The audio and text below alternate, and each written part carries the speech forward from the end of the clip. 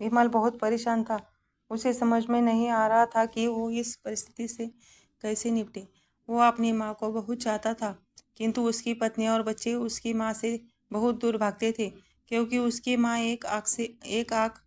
क्योंकि उसकी माँ की एक आँख नहीं थी। साथ ही उसकी कमर भी 90 अंश पर झुकी थी। वैसे वह अपना काम सब खुद कर लेती है, किंतु फिर भी वो उसकी पत्नी और बच्चों के लिए हमेशा खटकती है। दादी, आप ऊपर के कमरे में जाओ, मेरे दोस्त आ रहे हैं, विमल के बेटे अखिल ने बड़े बेरुखी से कहा। पर बेटा, मैं तो यहाँ बहुत दूर बैठी हूँ, विमल की माँ ने बहुत प्यार से कहा। नहीं, आप उनके सामने मत रहो, वो मुझे चिढ़ाते हैं, अखिल ने जोर से डांटते हुए कहा। क्या क्या हुआ अखिल, क्यों चिल्ला रहे हो? विमल की पत्नी कामनी ने किचन से ही आवाज़ लगाई।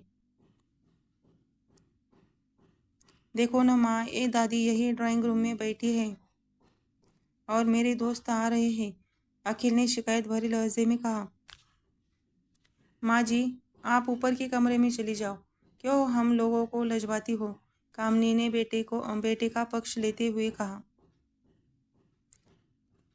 बेचारी सरस्वती चुपचाप उठकर जीने के सहारे ऊपर जाने लगी। कमर झुकी होने के कारण उन्हें ऊपर चढ़ने में बहुत परेशानी हो रही थी, किंतु वो पूरी ताकत से ऊपर के एक अकेले कोने वाले कमरे में जाकर बैठ गई। विमल बाजू के कमरे से सब सुन रहा था। उसे कष्ट हो रहा था कि उसकी माँ को अपमानित होना पड़ रहा है, किंतु वह असहाय था। अगर वो कुछ कहता है तो पत्नी और बच्चे उसका विरोध करने लगते हैं। दूसरे उनके तर्क भी सही लगते हैं, क्योंकि वो एक प्रशासनीय अधिकारी था। उसका सामाजिक स्तर बहुत ऊंचा था। उसकी ससुराल भी एक उच्च घराने में थी। अंततः वह चुपचाप इस तरह हर दिन अपनी माँ को अपमानित होते देखता रहता था। रात को विमल की पत्नी ने कहा, देखो जी, अब कुछ करो। कल कलेक्टर साहब की पत्नी आई थी। माँ जी अपनी देशी देशी धुन धारा में उनसे उनसे मिली। मुझे बहुत शर्म आ रही थी बताते हुए कि ये मेरी सास है। मैंने कह दिया कि दूर की रिश्तेदार है, इलाज कराने आई है। विमल को रोना आ गया, किंतु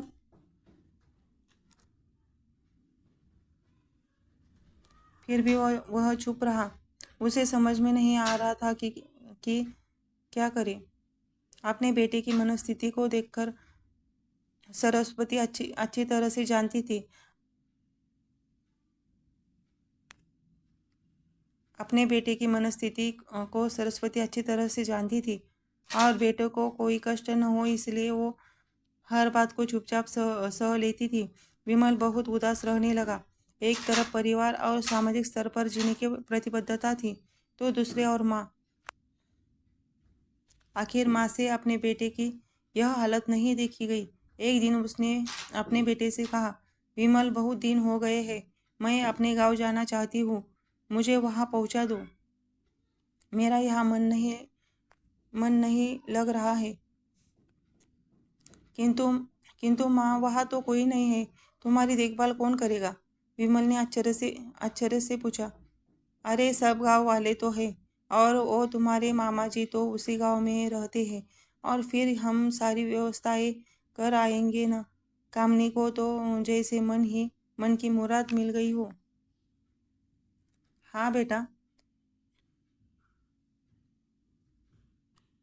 बहू सही कह रही है।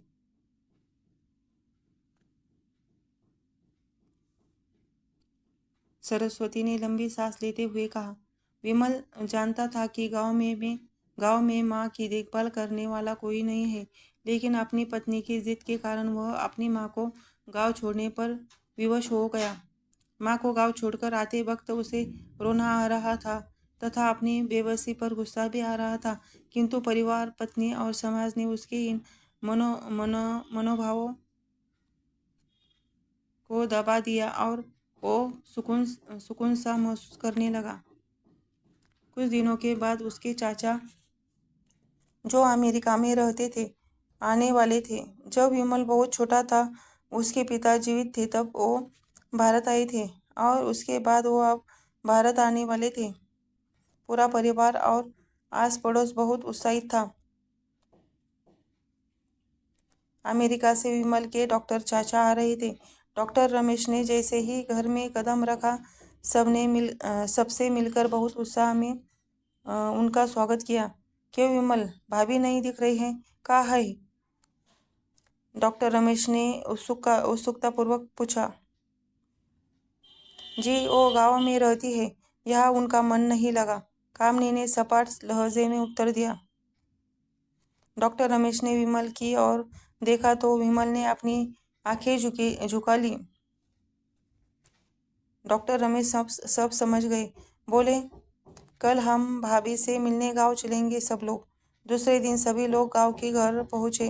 देखा कि सरस्वती को बहुत तेज बुखार है और वो पलंग पर असहाय पड़ी है। डॉक्टर रमेश दौड़कर सरस्वती के पास गए, उनके पैर छूकर रोने लगे। सरस्वती की ये हालत उनकी कल्पना से परी थी।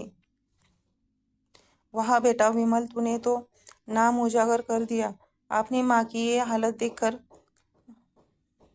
मुझे शर्म भी नहीं आ रही होगी, तुझे शर्म भी नहीं आ रही होगी। डॉक्टर रमेश ने विमल को लगभग डांटते हुए कहा। नहीं देवर जी, विमल का कोई दोष नहीं है, मैं खुद गाँव आई थी। सरस्वती ने अपने बेटे का बचाव किया। मुझे सब पता चल गया भाभी, आप चुप रहो। क्यों बहू, तुम्हें अपनी सास की कुरूपता पसंद नहीं है? समाज में तुम्हें नीचा देखना पड़ता है ना?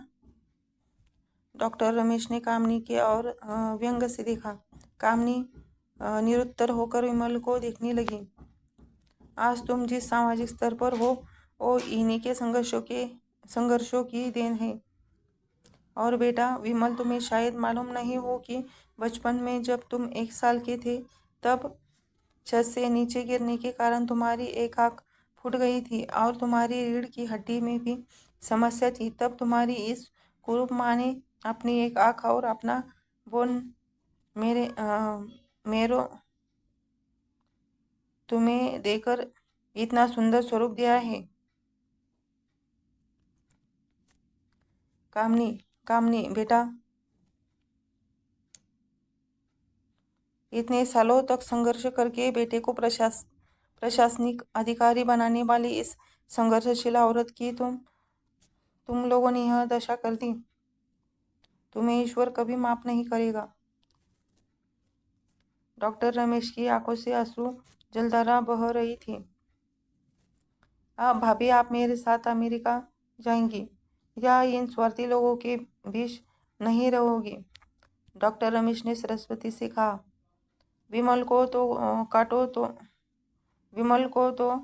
काटो तो खून नहीं था। डॉक्टर रमेश जो उनके चाचा थे, उन्होंने जो राज बताया उसके बाद तो विमल को यही लग रहा था कि उससे ज़्यादा पापी इंसान दुनिया में कोई नहीं है। वह दौड़ता गया और माँ सरस्वती के कदमों में लिपट गया। माँ, मेरा अपराध अक्षम्य है। मैं जानबूझकर चुप्पी साधे रहा, आपका अपमान करवाता रहा। आप सिर्फ आप ही उस घर में मेरे साथ रहेगी और कोई नहीं। विमल ने आग्नेय दृष्टि से अपनी माँ और बच्चों को देखा। कामनी को बहुत भी पश्चाताप हो रहा था, किंतु उसकी हिम्मत नहीं हो रही थी कि वो सरस्वती से आंख मिलाए। सरस्वती ने कामनी की मनस्थिति को समझकर उसको पुचकारते हुए अपने पास बुलाया और विमल को डांटते हुए कहा, खबरदार, जो मेरी बहू को मुझसे अलग करने की कोशिश की तो तुम्हें ही घर से बाहर निकाल दूंगी। कामनी और बच्चों ने सरस्वती के पैर पड़ते हुए अपने व्यवहार पर माफी मांगी और माँ के हृदय ने सबको माफ कर दिया।